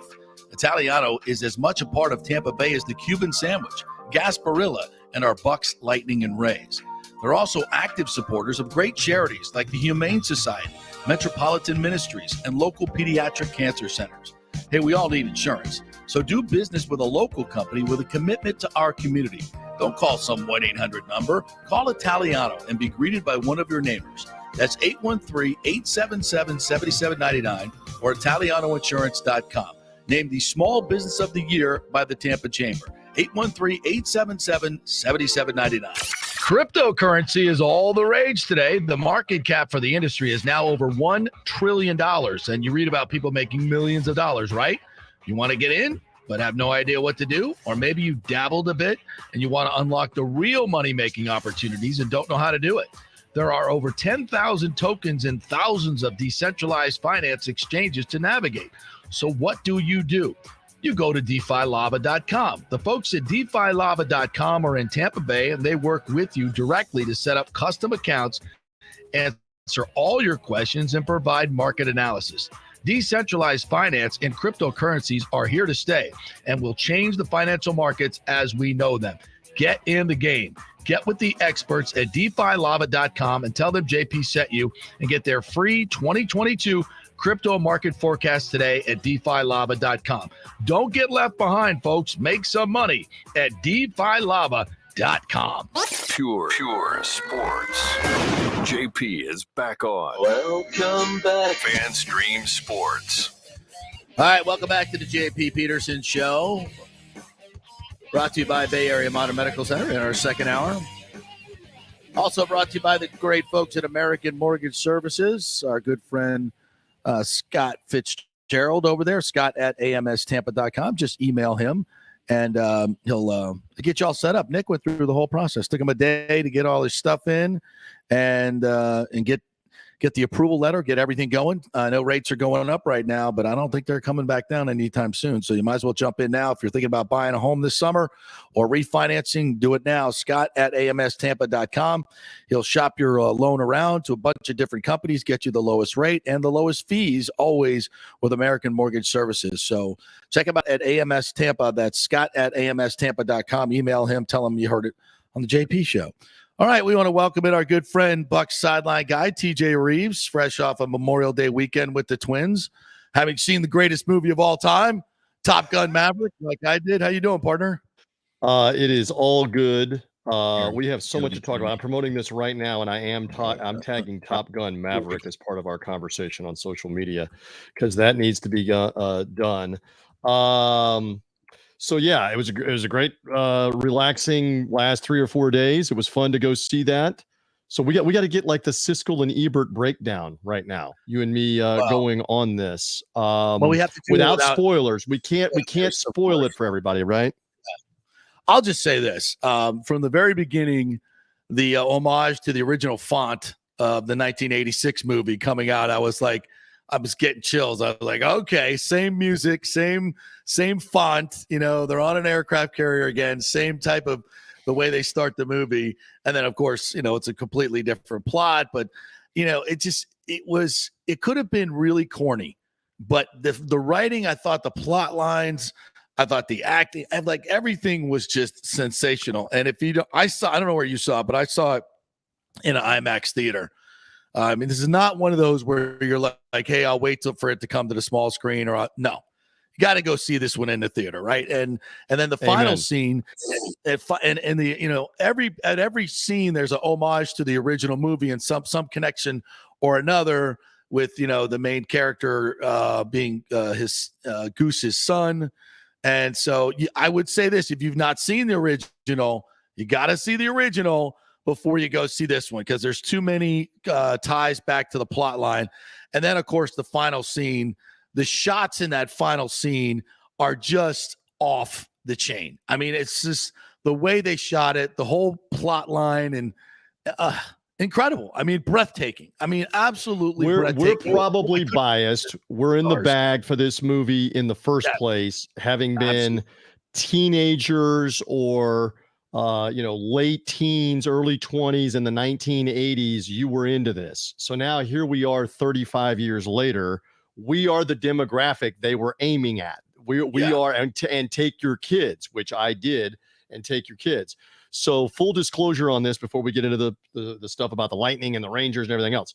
So my two, we've only begun to bring them along on letting them watch adult-themed violence, language, whatever movies, and trying to temper that in the last year or so. So we watched it with them Sunday night. I was ready to go Sunday night now after watching it Sunday night. I was so amped up about this. So then, you go into it with the understanding that they took a couple of years to make this movie back in 2018 and 2019.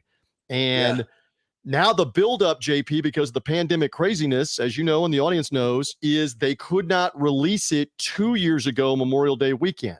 Now it became cliffhanger time, and it became almost one of the most anticipated and built up sequels maybe ever because of the craziness. Would you not agree? For 2.5 years, we have been waiting while they've shown us a trailer and a promo during the Super Bowl or whatever. Didn't they have, like, at the Final Four or something, they ran the trailer again as the promo? And I'm like, I want to go see this at the Final Four. Forget about Duke, Carolina. I want to go see this. So they had a 2.5 year buildup. And again, without ruining any of the movie, it is dramatic. It is well done. Some of it is obviously unrealistic and not believable, but it's a movie. I thought it was a great touch. We're not ruining anything here that Tom Cruise comes on the screen at the very beginning, real life Tom Cruise, who looks different than the Maverick Tom Cruise. And part of that, because my twins are like, can I confess this? They're like, he looks old at the beginning of the movie when he does the greeting at the beginning of the movie. And I said to them, because he is like 3 or 4 years older than when they were shooting the movie, probably about 3 years older than when they were shooting the movie. It is 3 or 4 years later where he's doing the greeting at the beginning and he's thanking everybody. This is not a spoiler. He's thanking everybody for coming to watch this and enjoy it in the theater as they had intended, as they had planned after a 2.5 year delay. So again, you know what? Go see it. Go ahead. We were a little late. I didn't see that part. I didn't see the original greeting. You got to go back. Were a little late, so we got there he just comes as they were starting. on.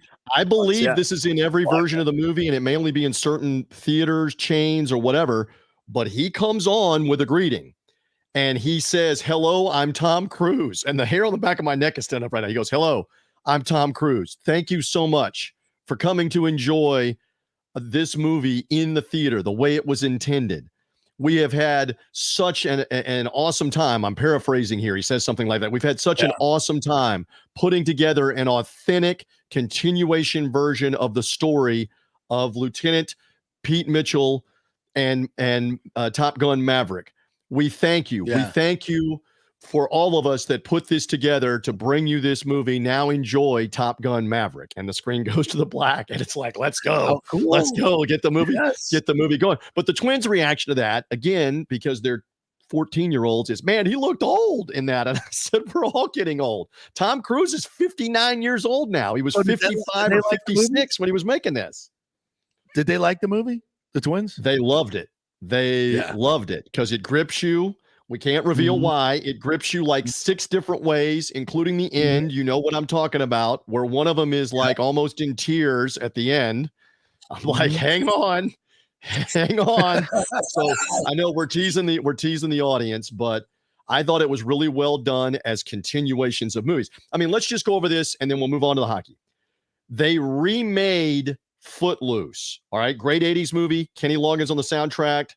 I've never seen it. I don't want to touch the memory of that movie.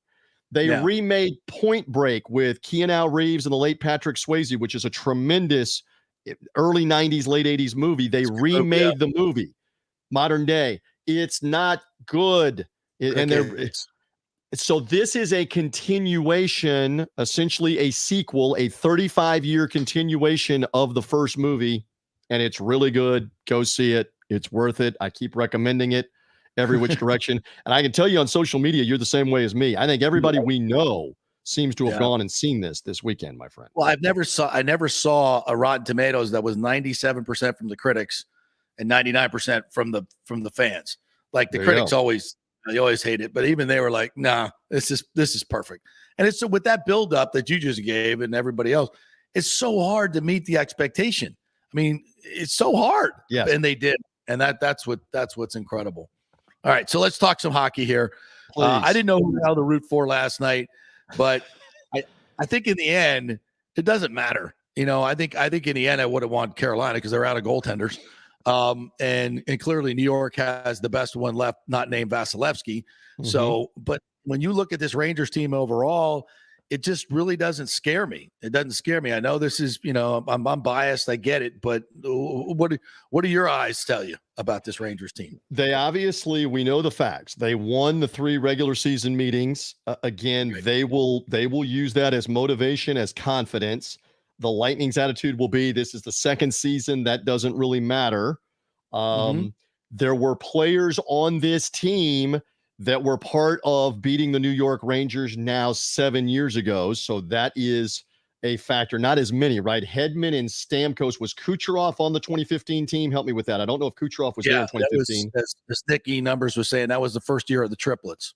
Okay. And the triplets were there too. And so Vasilevsky was not the goalie. That was Ben Bishop that suffocated him in the huge Game 7 at Madison Square Garden to move on to the Stanley Cup final. But there are some components there. The NHL's not going to say this, but you know this. You've been talking about it on your own show, and I've been talking about it elsewhere. They were never going to make an announcement. We want the New York Rangers to be in the Eastern Conference Finals because it guarantees the New York market and those that hate the Rangers in the Northeast to watch. They did not want Carolina, Tampa Bay. They did not want the NASCAR Eastern Conference Finals. So the league got what they wanted. I think it goes deep. Do you not? I think it goes 6 or 7 probably. It may only go 6. We hope so. That's a Lightning win in Game 6 at home. What are your thoughts here on that? I thought I thought that about the Panther series as well. But Shesterkin is an equalizer. He really is. I mean, that's what. And so is Vasilevsky. But Shesterkin, this is his first deep run. So I think there's going to be a little bit of experience. He's not experienced this level of intensity because it ratchets up every series. It gets a little bit more serious. And I also don't necessarily see the supporting cast with the experience level that, again, we could all look and see the Toronto and Florida, maybe, quote, more talented teams. But in the second season, it's a different game. It's a different type of hockey. And it's something that you have to learn and adjust to. You got to be, you got to block every shot. You got to block. And so, are the Rangers ready for that? I don't think so. I don't think they are. The history tells me that it takes a while for these teams to find a way. And this is something, it's a strategy and a template that the Lightning have already unlocked. And never has it been more important than what they just did to the Panthers. It's a classic example of forget about what the regular season means. It is all about adjustments, who's healthy, the matchups on certain people. The Lightning power play has been fantastic. So if that continues, and certainly the Florida power play was awful for both of the series they played, and it came back to haunt them. And some of that had to do with the opposition going against them, including the Lightning. But these are all variables here in this. And the Lightning have got a golden opportunity to get game number 1 because they have been sitting back, getting healthy. The Rangers have had to claw and fight and win Game 6 at home, obviously, Game 7 there, and on less than 48 hours' notice, they're right back. This is a perfect chance to catch them in Game 1 if you can catch them and really do damage to them at the beginning of this series. Of course, their attitude is they're sky high emotionally, and they would love nothing better than to get the first one, if not the first 2, and put all the pressure on the Lightning coming back home. So that's the intrigue. I'm of the belief, settle in. I think this is a 6 or 7 game series. Let's see what happens starting on Wednesday night. And you wonder, there's another factor, how sharp is Vasilevsky going to be after a week off, right? It's going to be like 8 days off, right? How sharp will he be? Good question. Yeah, I do think there's going to be a little bit of rust. You can't sit back and do that. But I think in the long run, that rest is going to help them because they had a lot of guys banged up. Hagel came on the ice this morning and then went back off and then came back on. I don't think we're going to see Braden Point. I mean, I haven't heard anything, through the backdoor channels or anything. Was he out there today that anybody saw? Was he out there today? Not that bad sign. Yeah. Bad sign. If he's not even skating yet, there's, I don't think we're going to see him in these playoffs. And, normally, and I said this before the Panther series, without Braden Point, the Lightning are going to have a hard time winning a third cup. I mean, it's your best two-way forward in a situation where you're going to have to lock down a lot of teams. And then they went out and did what they did to the Panthers, held them to 3 goals in 4 games, which is just insane. It's absolutely insane that they were able to do that. I think we'll look back on that accomplishment in many, many years and go, man, that was a clinic. And then they're going to need the same type of effort to do the same thing to the Rangers, but they're ready for that. They're willing. They've been off 9 days. They've healed, all those bruises from taking those pucks for the most part are gone. They got to have some jump in their legs, I would think. And, this is going to be fun. It's going to be fun. Well, this is what it's all about. We shall see.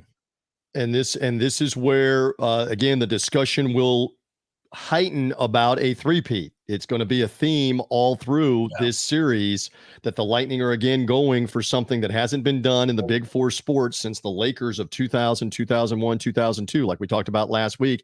It hasn't been done in the NHL since the New York Islanders 40 years ago, before the first Top Gun was out, was when the Islanders won the 4 Stanley Cups in a row. So that's going to be a storyline, and will it be additional pressure, et cetera? We got to find out.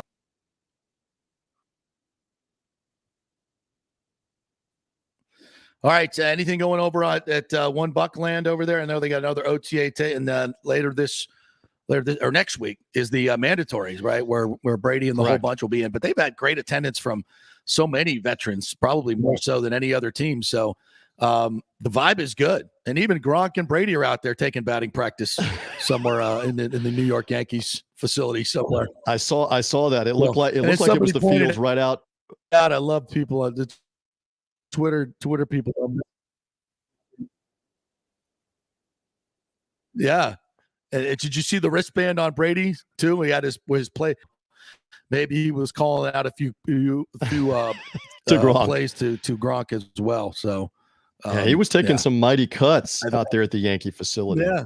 There's no doubt. And now we have the golf match coming in Vegas, the match that will be on Turner with he and Aaron Rodgers against Mahomes and Josh Allen. And that'll be fun for charity. And that's coming up tomorrow. So we'll see how that goes. He's been a participant in this now the last couple of years.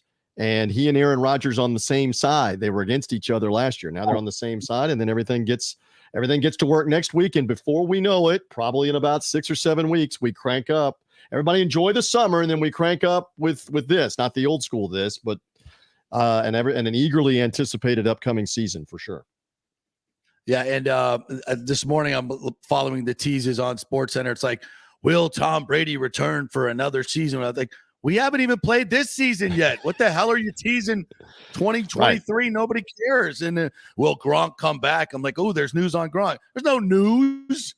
It's just Dan Grazzi. They're going, they got to have something to talk about. And they got to fill up the hours. Not in Miami this year. Can we just stop? It's like everybody they don't want it. They don't want to see it. It's bananas. Well, so they can't talk about Brady enough. If they have 15 segments, 23 of them are going to be about Tom Brady right now in the offseason. And so, yes, the buildup is going to be there because we're about to be in the lull with the NBA Finals and the Stanley Cup playoffs winding down, where mid-June to late July, they're going to manufacture things. So we understand that. They got to have something to talk about. Are the Buccaneers the favorite in the NFC, or whatever? Is Gronk going to potentially play for somebody else? Let's debate that. Let's talk about that. Right. I think it's a pretty clear indication when he's hanging out in Tampa all over social media, when he's hanging out with Brady shagging the fly balls, it's a pretty good bet that once we get past mining camp and we head to training camp, Rob Gronkowski will be there. How effective can he be in this 2022 season? We're going to find out. How effective can Brady be? We need to relish and enjoy this. Because, again, this is a third year at 46 years of age. How long does it all last? How long does the elbow hold up, the shoulder hold up? How long can they continue to protect him? Those are great unknowns, but I'm anxious, like everybody else is, to see it happen in Buccaneer colors, pewter and red coming up. Yeah, and I think when Brady signed, my thought was, he's playing for 2 years, 2 more years. So for me, and if you're a Buck fan, this is kind of a bonus year. Plus, you went through the whole retirement thing, which I never really bought into anyway. But still, I was like, yeah, it could happen, I guess. But so we get a third year that I didn't think we would get, quite frankly. And I don't give a shit if we get a fourth year, to be quite honest. That's all I care. I'll worry about that, after, the confetti falls in this Super Bowl. But right now, I'm looking forward to maybe the greatest. Well, I think it is the greatest schedule in the history of Bucs football. And without question, the best home slate in the history of Bucs football, especially when you factor in that your quarterback is named Tom Brady. I mean, you have the GOAT, and it's the best schedule ever. I mean, Jiminy Christmas, get your tickets now. Get your popcorn ready. And the interesting thing is so many national TV games that are already set up, and then there's the opportunity to move some around, and some of them may become national TV games depending on if this thing gets rolling. They get moved to a later 4:00 window, or a Sunday night game may get flexed in at the very end. We will see. It's going to be a lot of fun with that, and we are still Champa Bay, brother, because we've got the Lightning rocking along. We got the Buccaneers, and the Rays even took a couple of games from the Yankees, so that was good for this weekend. So I love the Champa Bay vibes off Memorial Day weekend. All right, I got to ask you one last thing. Did you see, this is the maybe the greatest thing I saw all weekend. Did you see the finish to the Indy 500? We were watching the whole time. My twins and I, my wife was gone doing something else, and so we were watching the end of the race. We probably watched the last 20 laps. And it was fascinating. And then when they red flagged it, I was having to explain to them, I'm like, this is different than NASCAR, where they leave the cars on the track. They're letting them come in, they're shading them, they're taking debris off the front of their car, and then they're even going to refire them with those batteries that they came out. So I was explaining all that. So yes, I was watching on that. Go ahead. Yeah, and then the last couple laps, this Ericsson guy, who was an F1, has to avoid them drafting behind him. So he can't just go down the track like normally. He has to freaking snake at 230 miles an hour. And so down both, you see the serpentine of cars, like one behind the other at 230 miles an hour, just going back and forth. I've never seen anything like it. And they couldn't draft off him. And that was crazy. The worst place to be is in front in those situations. I've never seen that tactic. Have you seen that? You're correct. You're correct. And it was unusual, and at 200 plus miles an hour, as you mentioned, and from somebody that had never won there before, to be pulling off that strategy. Let's bring it back to the beginning of our conversation. It is not unlike Tom Cruise in the F-18 in Top Gun, having to maneuver how he maneuvers. I'm trying not to spoil too much. If you like the end of the Indy 500, we'll bring it back to Top Gun Maverick. You'll like a lot of that. They could not get radar lock on him. They could definitely not get radar lock. And even when they TJ, did, we'll say goodbye to you, partner. Appreciate you coming on. And even when they did, he's still Maverick. And that's the cool thing about the movie. Go see the movie. All right, brother. Good to be with you.